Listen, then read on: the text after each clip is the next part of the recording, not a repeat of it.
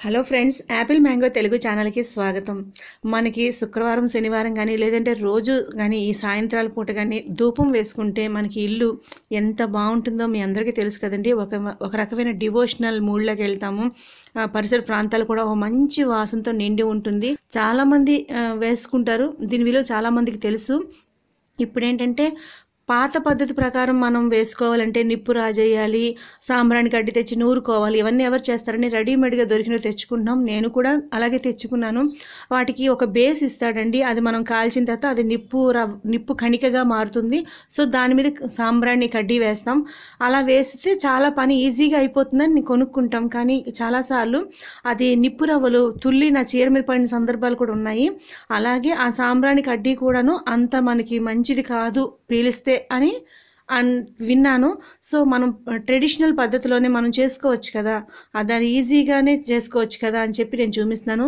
ఎవరికైతే తెలియదో కొత్తగా చేయాలనుకునే వాళ్ళ కోసం నేను ఇది చూపిస్తున్నానండి. ఎందుకంటే మెయిన్ చిన్నపిల్లలు ఉన్నవాళ్ళు చాలా నీట్గా ఇల్లు ఉంచుకోవాలి కనుక మాకు వచ్చు అనుకునేవాళ్ళు దయచేసి ఈ వీడియోని స్కిప్ చేసేయండి.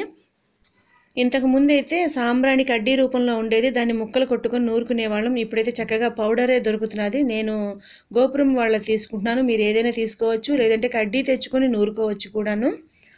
ఈ సాంబ్రాణి వేసుకుందికి ఈ మట్టిది చూసారా, ఇది ఎక్కడైనా మీకు మట్టి పాత్రలు అమ్మే ప్రాంతంలో దొరికిపోతుందండి. చాలా ఈజీగా దొరుకుతుంది. హ్యాండిల్ కూడా ఉంటుంది పట్టుకుందికి. అలాగే ఒక 1/2 కేజీ బొగ్గులు తెచ్చుకున్నారంటే చాలా నెలలు వస్తాయి. కర్పూరం బిళ్ళలు, తర్వాత అగ్గిపెట్టె అనమాట.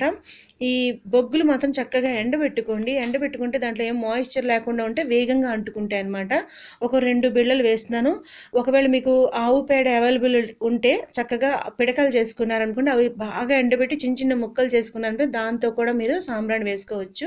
నేను ఇక్కడ కర్పూరం బిళ్ళలు ఉపయోగిస్తానండి. కర్పూరం బిళ్ళలు వచ్చిన మంటతోటే చక్కగా మనకి బొగ్గు రాజుకుంటుంది. బాగా మంట వచ్చినంత వరకు అలా వదిలేయండి. అప్పుడు విసరడం గట్రా చేయకండి.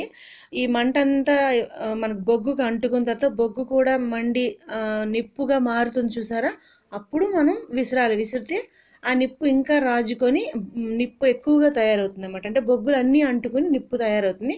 అప్పుడు మనం ఈ జల్లుకోవాలన్నమాట సాంబ్రాణి పొడి అనేది.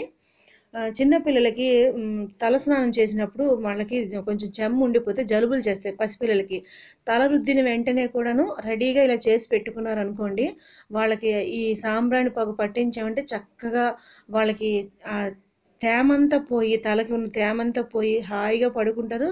జలుబులు చేయవన్నమాట. అలాగే పెద్ద పెద్ద జడ ఉన్న వాళ్ళు చిన్నప్పుడు మాకు ఒత్తుగా పెద్ద జడ ఉన్నప్పుడు కూడా అమ్మ చేస్తుండేవారు. మా పిల్లలకు కూడా మేము చేస్తుండేవాళ్ళం చిన్నపిల్లలుగా ఉండేటప్పుడు. పూజ అంతా అయిపోయాక మనం దేవుడికి వేసుకోవచ్చండి, దేవుడికి చూపించవచ్చు సాంబ్రాణి పొగ. తర్వాత 4 గదులు, మీకు ఎన్ని గదులు ఉంటే అన్ని గదులు కూడాను సాంబ్రాణి చూపించి వరండా పెరడు కూడా చూపించుకుంటే ఒక పాజిటివ్నెస్ వస్తుంది అన్నమాట.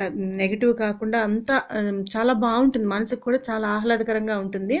నిప్పు మనకు తయారైందండి. ఇప్పుడు నేను విసురుతున్నాను. విసరడం వల్ల మీరు చూస్తున్నారు నిప్పు రాజుకుంటున్నారు చూసారా, రెడ్గా వెలుగుతున్నాను చూసారా, అప్పుడు బాగా నిప్పు అవుతుంది అనమాట. ఇంకా మిగతా బొగ్గు కూడా అంటుకుంటుంది. ఇలాంటప్పుడు మనం ఆ సాంబ్రాణి పొడి వేయాలి. చూసారా ఎంత బాగా వస్తుందో. అది వేసాక కూడా లైట్గా విసరాలి. లైట్గా విసురుతూ ఉంటే ఇల్లంతా వ్యాపిస్తుంది, మంచి పరిమళం వస్తుంది అన్నమాట. సాంబ్రాణి గురించి అందరికి తెలుస్తుంది కదా, ఆ వాసన ఎంత బాగుంటుందని. ఇలా దేవుడికి కానీ లేదంటే మామూలుగా కూడా చిన్నపిల్లలు ఉన్నవాళ్ళు వేసుకుంటే ఇంటికి కూడా మంచిదండి. అలా వేసేసుకోవడం అయిపోయిన తర్వాత ఇంకా నిప్పు ఉంటుంది కదా, ఆ నిప్పు ఏం చేస్తామంటే దాన్ని మనం ఆర్పేయకుండాను నేను వేపాకులు ఎప్పుడు తెచ్చి ఎండబెట్టుకుంటాను. ఇప్పుడు కొంచెం పచ్చి పచ్చిగానే ఉన్నాయి, ఇంకా పూర్తిగా ఎండలేదు, వీడియో కోసం అని చూపిస్తాను. బాగా ఎండబెట్టేస్తాను. వాటిని చక్కగా తుంచుకొని వీటిలో వేసిస్తాను. మనకి ఆ వేప వాసన కూడాను, ఉత్త వేప వాసన అయితే మనం భరించడం, కానీ ఆల్రెడీ మనం ధూపం వేసుకున్నాం కదా, ఈ వేప వాసన కూడా బాగుంటుంది. దోమలు అవి రావు అనమాట. ఇది ఒకసారి ట్రై చేయండి. ఆ వేప ఆకు కాల్చడం వల్ల వచ్చే పొగ కూడా పీలిస్తే చాలా మంచిది. నిప్పంతా ఘనం అయిపోయిన తర్వాత మళ్ళీ అవి ఒకసారి ఎండబెట్టుకొని మళ్ళీ రీయూజ్ చేయొచ్చండి. మీకు ఈ వీడియో నచ్చితే లైక్ చేయండి, మీ ఫ్రెండ్స్కి షేర్ చేయండి. థ్యాంక్ యూ అండి. Thank you for watching.